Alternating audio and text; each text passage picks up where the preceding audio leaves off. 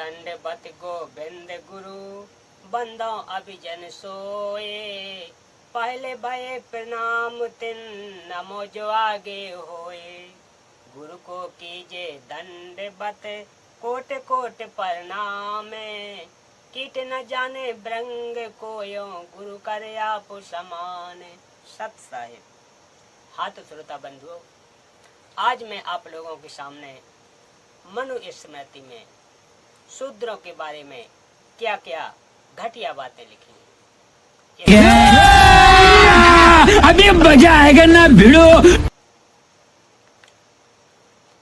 मानवता के कल्याण के लिए परम सृष्टिकर्ता ब्रह्मा ने अपने मुख से ब्राह्मणों को जन्म दिया, क्षत्रियों को अपनी भुजाओं से, वैश्यों को अपनी जांघों से और शूद्रों को अपने पैरों से पैदा किया।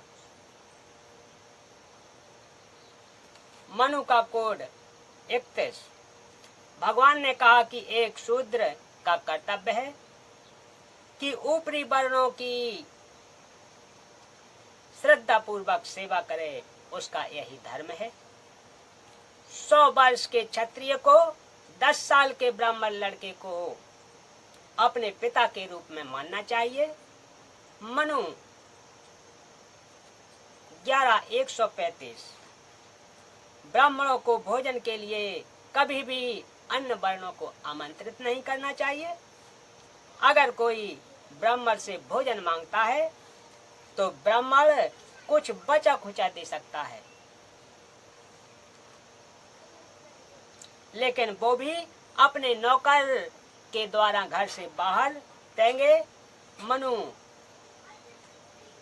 2। वह जो शूद्र व्यक्तियों को निर्देश देता है और वह जिसका शिक्षक शूद्र है, वो श्राद्ध में आमंत्रित होने के लिए अयोग्य हो जाएगा। मनु 3 156 1561। एक शूद्र शिक्षा प्राप्त करने के लिए अयोग्य है। ऊपरी वर्ण शूद्र को शिक्षा या सलाह न दे। यह आवश्यक नहीं कि शूद्रों को नियमों और संहिताओं का पता होना चाहिए और इसलिए उन्हें पढ़ाने की आवश्यकता नहीं है। जो इसका उल्लंघन करेगा वो नरक में जाएगा। मनु 4 78 से 81। शूद्रों की उपस्थिति में वेदों को कभी नहीं पढ़ना चाहिए। मनु 99। जिस देश में ब्राह्मण नहीं है, जहाँ ब्राह्मण खुश नहीं है, वो देश तबाह हो जाएगा। मनु 8 20 से 22। सिर्फ एक ब्राह्मण सभ्य होता है, न्यायाधीश के रूप में कार्य करे, लेकिन शूद्र कभी ऐसा नहीं कर सकता। मनु 8 20 में एक राजा जिसके साम्राज्य में एक शूद्र कानून का पालन कराए, वो साम्राज्य दलदल में गाय की तरह डूब जाएगा।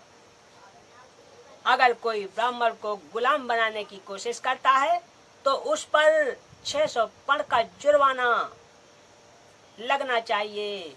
एक ब्राह्मण शूद्र को बिना किसी वेतन के सेवा करने का आदेश दे, क्योंकि ब्राह्मणों की सेवा करने के लिए ब्रह्मा ने शूद्र को बनाया है। भले ही एक ब्राह्मण शूद्र को गुलामी से मुक्त कर दे, लेकिन शूद्र फिर भी गुलाम बना रहता है। किसी को भी उसे गुलाम करने का अधिकार नहीं है। मनु 8 50 56 और 59 में है। एक शूद्र जो द्विज व्यक्ति का अपमान करता है, उसकी जीभ कटेगी, क्योंकि वह दंडनीय है, अर्थात वह नीच है। मनु 8 20.0। अगर द्विज नामों और जातियों का उल्लेख करता है तो एक 10 अंगुल लोहे की कील गर्म करके उसके मुंह में डाल दी जाए। मनु 8 2.1 में लिखा है। यदि कोई शूद्र घमंड से ब्राह्मणों का धर्म का उपदेश देता है तो राजा उसके मुंह में और कानों में जलता हुआ तेल डलवा दे। मनु अष्टम 272 में लिखा है। एक शूद्र जो उच्च जाति की महिला के साथ संभोग करता है तो उसे मौत के घाट उतार दिया जाना चाहिए और उसकी संपत्ति को जब्त कर लिया जाना चाहिए। मनु अष्टम 374 में लिखा है। एक ब्राह्मण शूद्र को बाध्य कर सकता है चाहे वह खरीदा गया हो। जो बिना काम किया हो। मनु अष्टम 41:13 में लिखा है। किसी भी शूद्र के पास खुद की संपत्ति नहीं होनी चाहिए, उसके पास खुद का कुछ भी नहीं होनी चाहिए।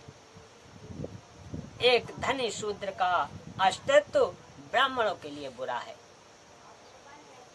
एक ब्राह्मण शूद्र के माल पर अधिकार कर सकता है। मनुबिष्ट 41 और 112 में लिखा है। एक ब्राह्मण बिना किसी हिचकिचाहट के शूद्र की संपत्ति जब्त कर सकता है। मनु अष्टम 41 में है। एक शूद्र जो सिर्फ अपना पेट भरना चाहता है एक वेश्या की सेवा कर सकता है। यदि वह जीवित रहने का स्थायी साधन चाहता है तो वह एक क्षत्रिय की सेवा कर सकता है। लेकिन अगर वह स्वर्ग जाना चाहता है, अगली पीढ़ी में उच्च या श्रेष्ठ जन्म चाहता है तो उसे ब्राह्मण की सेवा करनी चाहिए। मनु 99, 334 और 335 में लिखा है। एक शूद्र का सबसे पवित्र कर्तव्य ब्राह्मणों की सेवा करना है। हमेशा ब्राह्मणा शब्दों का अत्यंत भक्ति के साथ पाठ करना चाहिए। ऐसे शूद्रों को मोक्ष मिलेगा, अन्यथा वह सबसे बुरी मौत मर जाएगा और सबसे बुरे नरक में जाएगा। मनु X 2। एक शूद्र जो स्वर्ग के लिए ब्राह्मणों की सेवा करता है उसे ब्राह्मणों का नौकर कहा जाएगा। मनु X 122 में लिखा है। शूद्रों का सबसे बड़ा काम सिर्फ ब्राह्मणों की सेवा करनी है। इसके अलावा वो जो भी कुछ करेगा उसे उसका कोई फल नहीं मिलेगा। मनु X 123 में लिखा है। ब्राह्मण शूद्रों को बचा हुआ भोजन, पुराने फटे कपड़े, खराब अनाज और पुराने बर्तन दे सकता है। मनु X 125 में लिखा है। शूद्र जरा सा भी धन संग्रह नहीं कर सकता, भले ही उसके पास इसे बनाने की शक्ति हो, क्योंकि एक अमीर आदमी गर्व करता है जिससे ब्राह्मणों को दर्द होता है। मनु X 129 में लिखा है। एक ब्राह्मण शूद्र से कभी भीख नहीं मांगेगा। एक शूद्र किसी अन्य वर्ण में शादी नहीं कर सकता। भगवान ने कहा कि एक शूद्र का कर्तव्य है कि ऊपरी वर्णों की श्रद्धा पूर्वक सेवा करे, उसका यही धर्म है। एक ब्राह्मण के नाम का पहला भाग कुछ शुभ संकेत देता है। एक क्षत्रिय सत्ता से जुड़ा हुआ है और एक वैश्य धन के साथ जुड़ा है, लेकिन एक शूद्र व्यक्ति अपमान के साथ जुड़ा है। मनु 31। एक ब्राह्मण के नाम का दूसरा भाग क्षत्रिय का एक शब्द सुख देने वाला शब्द होता है, जो वैश्य की रक्षा करने वाला, और शूद्र की अभिव्यक्ति निरूपण सेवा का शब्द व्यक्त करने वाला होता है। मनु 32 में लिखा है। ब्राह्मण इस घटिया किताब को अपनी श्रेष्ठ किताब मानते हैं। यह किताब चलानी चाहिए। इसीलिए बाबा साहब डॉक्टर अंबेडकर ने 25 दिसंबर को 1927 को मनु स्मृति दहन किया था। इसलिए मैं सभी श्रोता बंधुओं से अनुरोध करता हूं कि 25 दिसंबर को मनु स्मृति दहन दिवस अवश्य मनाएं, जो हमारे बाबा साहेब अम्बेडकर जी ने मनाया था। जय भीम, जय बुद्धाय नमः।